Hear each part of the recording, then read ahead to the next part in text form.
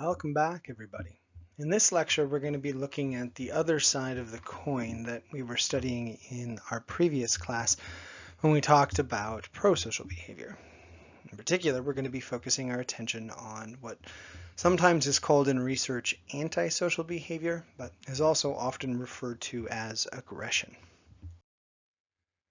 Before we get into lots of different factors that increase and decrease aggression and some of the groups that have a higher proclivity for aggression and which types exist, I do want to first just define the concept of aggression. Because oftentimes when we talk about aggression, there's lots of misnomers out there as to what it entails and what's required for something to qualify as an act of aggression. Much like we had with prosocial behavior, there's different levels and types of aggression that exist. In general, aggression is just when we display some type of behavior that's designed to cause harm to another individual or group. Now, the important thing here that we need to make note of is that there is intentionality behind it. There's lots of instances of people doing things that harm others with no intent behind it whatsoever. Somebody might say, get into a car accident that causes bodily harm to another person, but there was no decision to do that, or nothing that would have been, I guess, foreseeable, that would have kind of been the point of some of the things that person was doing behind the wheel. That would make that outcome definitely undesirable, but not qualify in social psychology terms as aggressive. But in aggression, there's also another major way that we categorize this particular behavior that we want to take note of. Oftentimes, aggression researchers will talk about aggression either being hostile or instrumental. When we talk about hostile aggression, we're talking about aggression that's sort of reactive. Aggression that happens as a result of the emotions that have been evoked within us. You say punch somebody because you're mad, or you tease somebody because you're feeling jealous or worried or insecure. Essentially, if we're reacting off of our emotions and acting aggressively as a result of it, we tend to define those types of aggression as hostile. If there's some goal in mind, something that we would like to achieve through the suppression of others or through the harm to other individuals, then that's actually called instrumental aggression. And for many theorists looking at aggression, they like to keep these two things discrete. In reality, if we're trying to label what type of aggression we see in a situation, we do see that there's lots of gray zones. One of the classic topics that's been studied a lot over the last decade or so is the topic of bullying. Why certain children pick out their peers and find ways to denigrate them and cause them lots of emotional pain. For a large period of time, this was just considered an act of hostile aggression. Right? They were doing it simply to be mean. Many current researchers have contended that there's actually an instrumental component to it as well. Some do it as an attempt to make themselves feel better, or as an attempt to gain popularity, and in even some cases, as an attempt to make friends with those individuals that they are, unfortunately, because they're not really thinking about it very well, they're tormenting. This example is just one of many where we can see kind of both hostile and instrumental components behind the aggressive acts that kids or adults exhibit. Another classic example is what we see in sports. In football, obviously we have to be physically aggressive towards other individuals to prevent them from doing what they would like to do and vice versa. But obviously, if you've ever watched a football game, you've noticed that these things often go beyond just the instrumental aggression. Many individuals get angry, do things that harm others, and in fact, there are some situations where people have done things in football games that come at a cost to their team. Certainly is not a means of obtaining this goal of winning a football game for many acts of aggression that we see on that field. And this again highlights how even if we want to treat these things as discrete, define them as discrete concepts, sometimes when we look at real world examples, things do start to overlap and, well, it becomes a little bit messier. So we sometimes just talk about aggression being aggression. If we're looking at closer examples of instrumental aggression, I think oftentimes nowadays people focus their attention on things like bullying and how this is something that's no longer just seen as a means of harming another person for the fun of it, but instead a means of gaining some type of personal status or closeness with other individuals, either those that are being bullied or those that they're bullying with. But this is definitely not the only example of instrumental aggression out there that has been studied extensively over the years. Many researchers looking for ways to quantify aggression in economics have found very ingenious studies to highlight some of the things that we do when we act aggressively towards other individuals. One of my favorites ones involved this process of distributing resources and using the way we distribute resources to kind of give messages to other individuals.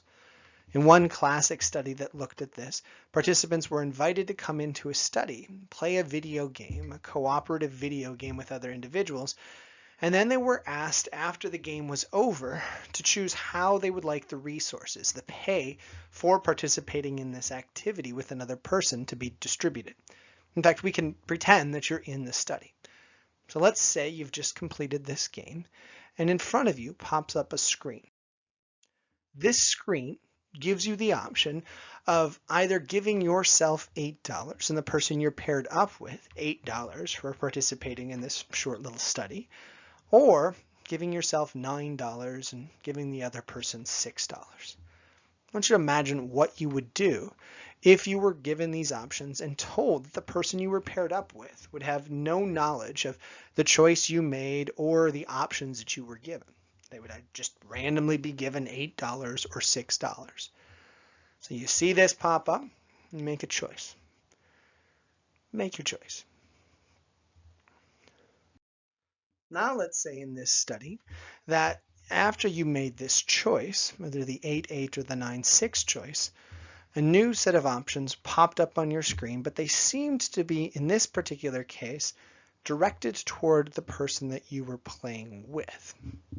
If you chose 8-8, you would see an individual get the option of keeping things at 8-8 or changing it to 5-11, essentially giving them $11 and you $5 after you, and they theoretically seen you do this, had chosen 8-8. If you chose 9-6, well, your partner could theoretically then choose to keep it at 9-6 after they saw you do that, or change it to 5-5. Now, if we're looking at these acts of aggression so far, one would assume in the first one that we act aggressively not because we're mad or trying to hurt the other person, but simply if we take more money for ourselves and give the other person less, we're acting aggressively because of an instrumental reason. We're doing it for profit. If, however, we saw a person choose 8-8 afterward, after we've chosen 8-8, well, we'd probably be inclined to be equitable. If, say, we chose 8-8 and somebody chose 5-11, well, we might have certain emotions evoked. If we chose 9-6 and the next person chose 9-6, we'd probably feel another way. And if we chose 9-6 and somebody chose 5-5, well, they might be sending us a message, but that might be something that's perceived in a specific way. In this particular study, after the partner had supposedly chosen an option, people were then given a last final set of options that they were told, yes, your partner can see, but this will be how the money is going to be distributed. And in fact, in most studies, they did distribute the money accordingly. So in the case where people chose 8-8, when their partner chose 8-8, they were given the choice of just keeping it at 8-8 or dropping out $2 from their partner with no real reward to them. What they found, which was predictable, is that most people kept it at 8-8. And unless somebody wasn't paying attention, essentially, they just kept the status quo going. If somebody chose 8-8, though, and their partner then greedily chose 11-5, or I guess 5-11 we could call it, and people were given the choice of keeping it at 5-11 or suddenly changing it to 4-4, a really interesting effect emerged. much like a football player hitting another person after a play and drawing a penalty and hurting their team. Many individuals essentially acted aggressively, lashed out at the person they were paired up with, even though they knew it came at a cost to themselves. Which meant in the 511 case, many people actually chose to bring the money distribution back to 4-4 instead of keeping it at 511, foregoing $1 just to teach that greedy person they were paired up with a lesson. The people that chose 9-6 and then were paired up with the partner that chose 5-5 were then given the option of keeping it at 5-5 or making it 5-3. Now, most people did keep it at 5-5. It's important to note that. But there were a decent number, significant number of people that chose to punish somebody that essentially was punishing them. A big percentage of people, even though it wasn't the majority, did choose to redistribute the funds at 5-3 after they themselves had been taught a lesson, which seems kind of ironic considering that most people in the other condition felt very slighted when the other person was greedy and decided to teach that person a lesson themselves. It's like it's okay to teach somebody else a lesson, but being taught a lesson ourselves is not acceptable. When people got greedy, chose 9-6, and then were paired up with another partner that chose 9-6, well, nobody really in this condition chose 9-4. Most people kept it at 9-6 when that popped up. And I know this has a lot of complexity to it, but what it highlights is different reasons for aggression when we talk about how we distribute resources. It suggests that we can use taking or giving something to an individual as a way of communicating that we're unhappy or happy with that person. We can also, if we find somebody not allocating resources equally, a lot of individuals becoming upset and acting out in an aggressive way, even if it comes at a cost to them. Now, just as a small caveat to this, before we close out this example, it's probably important and kind of fun to note that more often than not, when people went through these sequences, the person they were paired up with was not making the second choice. Instead of everybody that was playing with somebody else then saw this same criteria unfold. So if they chose 8-8 and the next person, or theoretically the next person had the next choice, it wasn't another individual participating with them that made the choice. It was a random computer that chose half the time 8-8 and the other half of the time to distribute the money at 5-11, which is sort of depressing if you think about the fact that many people then, if they did have it randomly show up at 5-11, chose 4-4. If you're looking for the point of that, we're foregoing $1 to teach a random number generator a lesson. And in fact, it did cause a lot of frustration. There were examples in some of these studies that have looked at this of people getting up trying to find their partner because of how upset they were with the other person that they were working with on the study. This can really evoke a lot of emotions in the right conditions. But the big point I want you to get from this is that there are ways to act aggressively in order to send a message to another person. Now, there are also other ways to act instrumentally aggressive towards another individual that we haven't covered thus far. We, in our previous class on prosocial behavior, talked about how many individuals in the prisoner's dilemma would do undue harm to the person they were paired up with, really because their focus was on themselves. So they'd often opt for things that would hurt the group as a whole more so they could ensure that they themselves got the best out of each situation. This is certainly not the only situation where this self-focus has been studied over the years.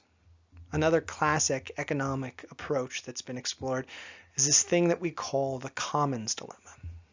The general gist of the commons dilemma is that you have a shared resource that if everybody is just, I guess, not greedy about things and shares things equally, then shared resource has enough supplies, enough value to kind of give everybody what they need. The example that many theorists and economists give is this grassy area where you can have multiple shepherds use it if they're careful to not overeat or I guess overuse the grassy area. Don't let your goats or cows or whatever go in that area too often and all the shepherds in the area can thrive. Well, what tends to happen with this commons dilemma is one shepherd tends to cheat a little bit, which entices the next shepherd to cheat a little bit, and so on until those resources are quickly depleted and nobody really gets what they want. Unfortunately, there's lots of economic examples of this occurring, and there's even political examples of this happening between countries and states and other places. It's a big issue, and it's not necessarily, again, an issue that's nestled in this attempt to harm others. It's a byproduct of people focusing on themselves and trying to get the most out of the situation that they can. And it really highlights, again, how when we're talking about aggression, it can exist in theoretically just an instrumental form, but the end product sometimes gets a little bit more complex. And this leads us to a really interesting question. There's all these examples of people being aggressive. Is this something that's just biologically pre-programmed in us? This is actually a question that was asked by many researchers over 6 decades ago at this point, when they started to try to dissect how inherent aggression was really across the world, and not just amongst humans, but amongst numerous species. There were some researchers that focused their attention on how aggression could be coaxed out of specific groups, and also where there might be specific groups that have a high proclivity or low proclivity for aggression. One researcher that got a lot of notoriety in the 1960s was this researcher named Eibel Eibensfeld, who ran these studies suggesting that critical periods during early childhood development seem to be big catalysts for aggressive tendencies in multiple species. One of Eibel Eibensfeld's famous studies was one where he raised rats in a complete isolation, all on their own, and others in communities where there were massive amounts of rats all over the place. What he found was that the rats raised in captivity, in actually solitary confinement, tended to have much higher rates of aggression and frustration with other rats. And in fact, some of them who had been confined their entire life and not had exposure to any other animals other than maybe an occasional lab assistant tended to be so aggressive that it was unsafe to put these rats around any other species, period. There's also another researcher named Kuo who at about the same time was looking at critical periods in a slightly different way, trying to show that not only could impoverished environments and isolation cause increased levels of aggression, but these same situations could trigger decreases in aggression towards things that we have a natural proclivity to be aggressive towards. In one really cute study that Kuo ran, he raised cats and rats at very young ages in the same cages, had them interact with each other for an extended period of time, and essentially allowed them to grow up with each other. And what Kuo found was not only was it very rare for there to be any acts of aggression between these two animals, but these limited acts of aggression transcended beyond just the fellow animal that they were paired up with. Cats raised with that one rat would have much lower rates of aggression towards other rats, even ones that they'd never met before. And the rats, probably much to their detriment that were raised with cats, did not show any fear or an increased level of aggression towards cats that weren't the one that they were paired up with. And all of this highlighted for researchers for the very first time that when we talk about aggression, there might be some critical components in childhood that we want to pay extra special attention to. There's also more research that's highlighted the value of childhood and creating the right environments. We started looking for specific primate species that had much lower rates of aggression than others. Unfortunately, most research on aggression with primates has suggested that a large number of our primate species are inherently very aggressive. There's numerous studies that have shown that chimpanzees, gorillas, other primates do have a tendency to be much more prosocial for in-group members or family members, but when you go beyond those circles, aggression rates tend to spike. But We have found over the years that there are certain groups within primates that do have much lower levels of aggression. The one that's often cited the most are these chimpanzees that we call bonobos. You also sometimes hear them called pygmy chimps.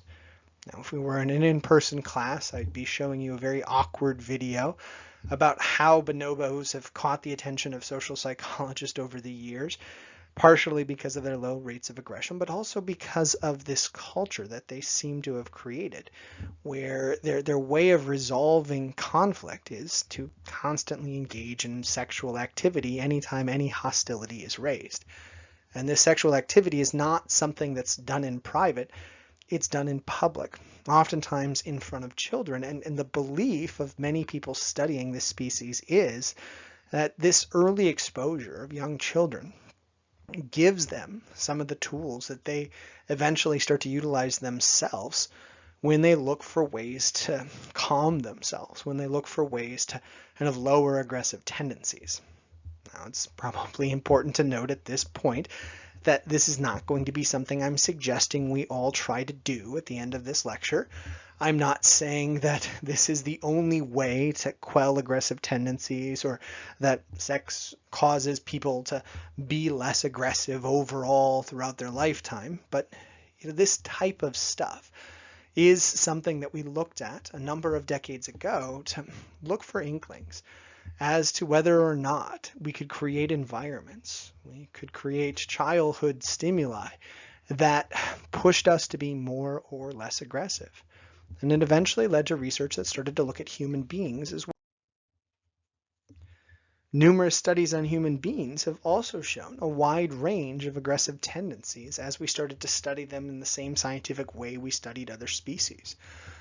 There have been numerous researchers and sociologists that have gone across cultures and tried to show that there were very aggressive groups in some areas and very non-aggressive groups in other areas that all seem to kind of have certain things in the environment and childhood that were the catalyst for these kind of low aggressive rates. The Pygmy tribes of Central Africa were one of the first groups that social psychologists looked for to kind of see how a group could create this kind of very non-aggressive society in a very aggressive environment. Unfortunately, they didn't have a large amount of time to study many of the Pygmy tribes that had developed such non-aggressive tendencies when Europe started to go into Africa and look at places, because many of these individuals within these tribes were kind of wiped out by their tribal neighbors and some European conquerors. This problem of kind of being able to study these Pygmy tribes extensively is sort of frustrating for social psychologists, but it really speaks to a concern that many cultural researchers have had for years, that maybe groups with low aggression tendencies have those tendencies for only a short period of time, because eventually the groups with the higher aggressive tendencies tend to wipe those less aggressive groups out. But we have found persistent groups that have low rates of aggression even today. Another group that gained a lot of attention over the last couple decades were the Inuits of Alaska. Many researchers flocked up to different regions of Alaska where these tribes or groups lived with them, studied them extensively to try to understand why rates of aggression, violence, murders, crime were so unbelievably low within these groups. They looked at the childhood upbringings of many of these individuals within these communities. They looked at the kind of legal system that they had, if we would call it that. They looked at some of the family structures that seemed to be very prevalent in a lot of these groups. And what they continually found was that for many of these individuals, it wasn't that they were just naturally born non-aggressive, but the structures that the community had created, the ways the society was able to kind of isolate itself from other groups, allowed them to develop this very non-aggressive society that's not commonly replicated across many groups. And as we looked at these groups, it's also important to note that many researchers in the 70s, 80s, and beyond also clearly identified certain groups that had much higher rates of aggression, and also groups that had certain things that seemed to trigger aggression within them that was not a universal thing across different groups. One of the classic examples that's cited in both the book and numerous studies in the 90s is this concept of something called Southern honor. This kind of cultural thing that developed in the South of the United States a number of decades ago that somehow led many males within this culture to conclude that if their honor or something relating to it was slighted, it was their responsibility to act in a way that was extremely aggressive toward another individual. In fact, there was a really interesting study done by 4 researchers at the University of Michigan where they invited people to come in and participate in the study. And what they didn't know was they'd only recruited males, and these males happened to come from one of 2 areas, from the South or from what's considered the North, which was, for this case, usually Michigan. Before people came in to participate in this study, there was a brief confrontation that occurred where a gentleman leaving the experiment ran into these individuals and said some offensive statement to the males that were coming in to participate. Afterwards, these males then had an opportunity to act aggressively toward another person that had nothing to do with the original confrontation or be participative in this study. And what they found was not only were many of the male participants from the South significantly more aggressive in the second component to the study, the chance to actually be aggressive toward a person that had nothing to do with the original confrontation, but many of these males from the South escalated the situation, the original confrontation, dramatically, to where, unfortunately, Cohen, Nesbitt, and Bodel and Schwartz had to put in several kind of fail-safes to prevent something from escalating out of control when the original confrontation that they had designed occurred. And all of this, again, highlights how there are variations in aggressive tendencies amongst humans, just like there's variations in aggressive tendencies across a large number of species, and that early experiences, cultural things, environmental things seem to be big players in not only our overall rates of aggression, but the things that trigger aggressive tendencies within people. And this might lead you to ask, well, all right, are there certain subgroups within the population that have these aggressive tendencies for almost all cultures? And I'm guessing your mind, when you hear that, almost automatically leads to something that's cited in many studies of crime and aggression on a regular basis. The fact that there is a really big gender difference when we talk about aggression. When we look at acts of aggression committed in terms of crimes and fights and other things, what we do see is that individuals identifying as male tend to commit about 10 times the amount of aggressive acts as individuals identifying as female. At least if we look at the quantifiable acts of aggression. Now, there has been some pushback on this recently that suggested that even though females might not be getting in as many physical conflicts as males, it doesn't mean that they're not acting aggressively. There's many research studies that have shown that cyberbullying and other things is actually something that happens a little bit more with females than males. But even if we look at the different types of aggression and control for that, what most researchers have concluded is that there is a pretty substantial difference between men and women in terms of aggressive tendencies. And this has led lots of people to say, why? Why is this group within the population so much more aggressive than the other across most cultures? One theory that's been proposed is this thing called the precarious manhood hypothesis.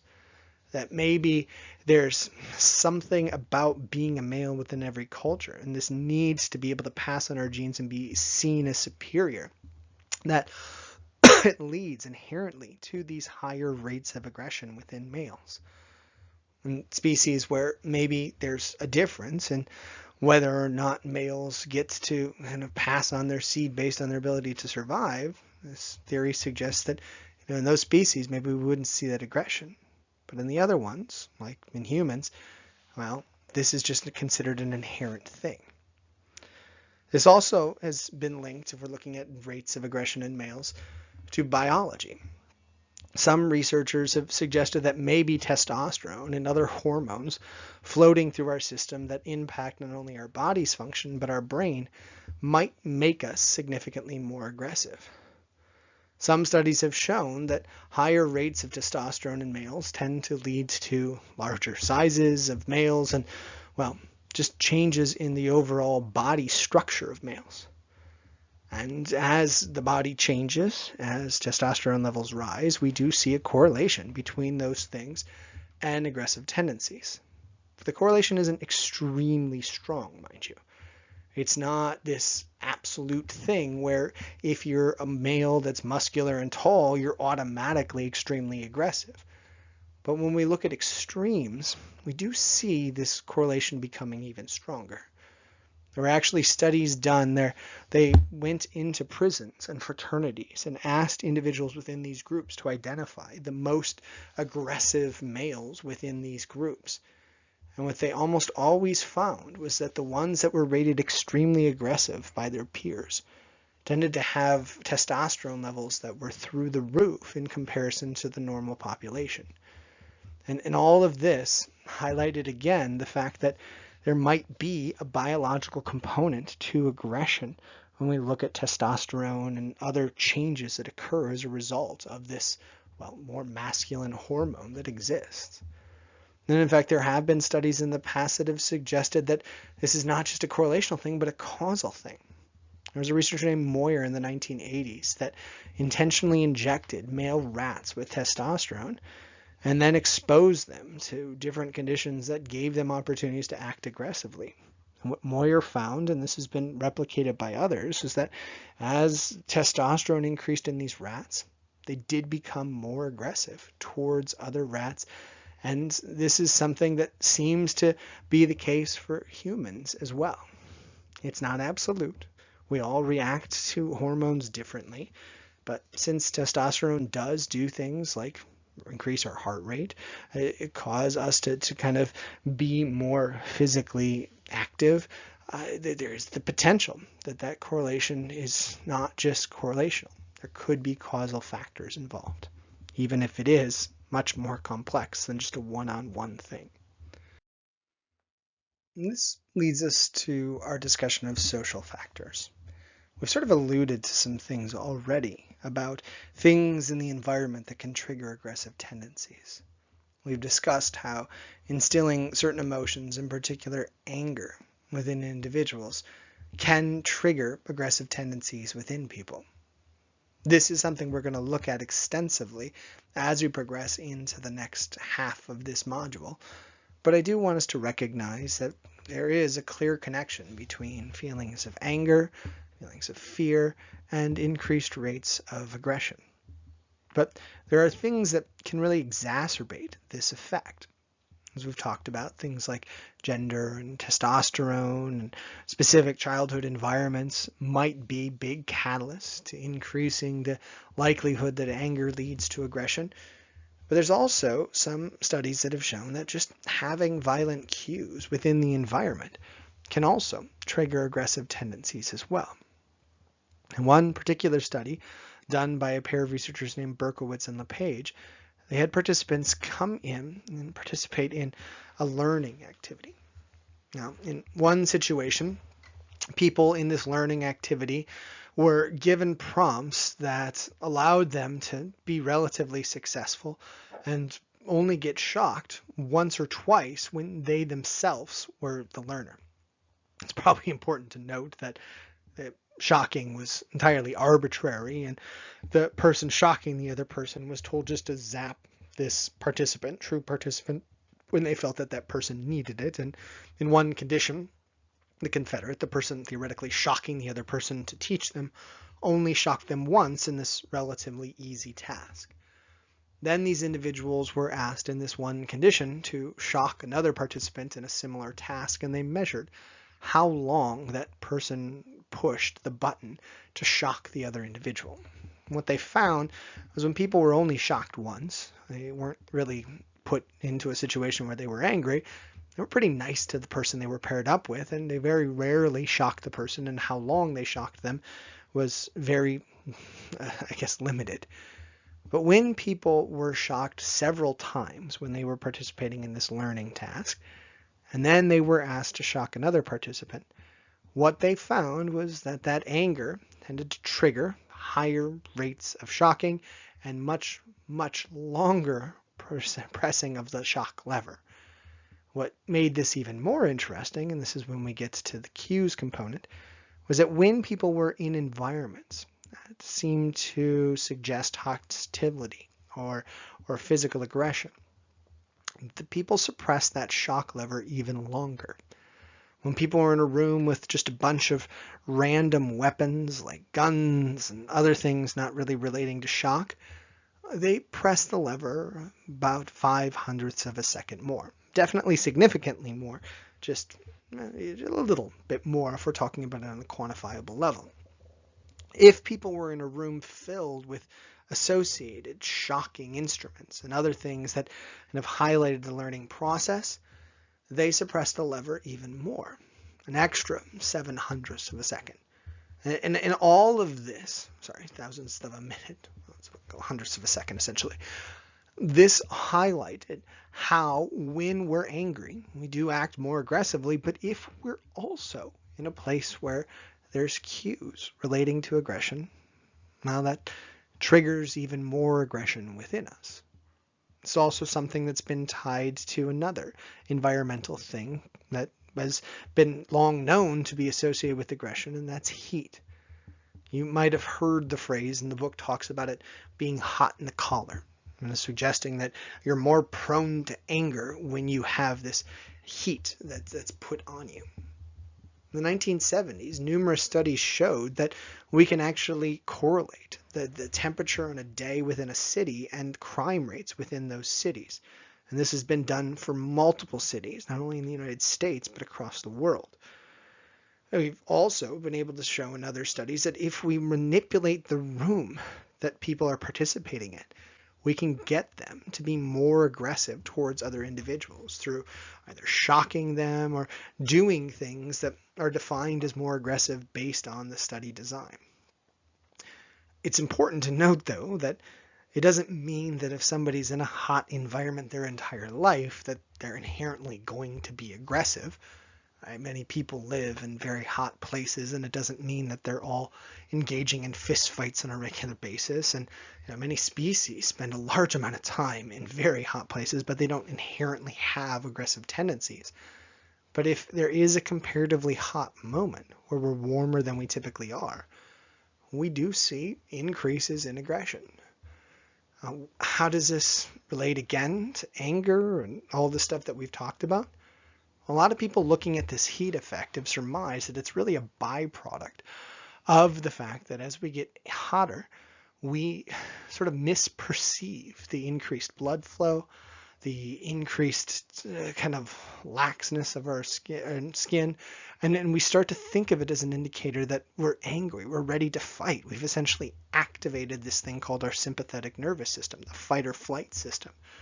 And that might lead, if we do have those brief moments of anger or frustration, to us to be more inclined to act aggressively. And all of this, again, highlights how these things might be considered disparate, but they come together and create this really elaborate tapestry that gives us a better sense of what can trigger aggression in some people and a lack of aggression in others. And this is exactly what we're going to be focusing on in our next class. Things that have also been linked to aggression and things that we've studied extensively over the years to better understand sort of the path that people go on when they become more or less aggressive overall. I don't want to foreshadow too much, though. I want you to just make sure that you understand what we've covered here. And then when we come back, we'll get into a lot of really both interesting and controversial topics that have been explored over the years. Until then, take care, and I hope to see you soon.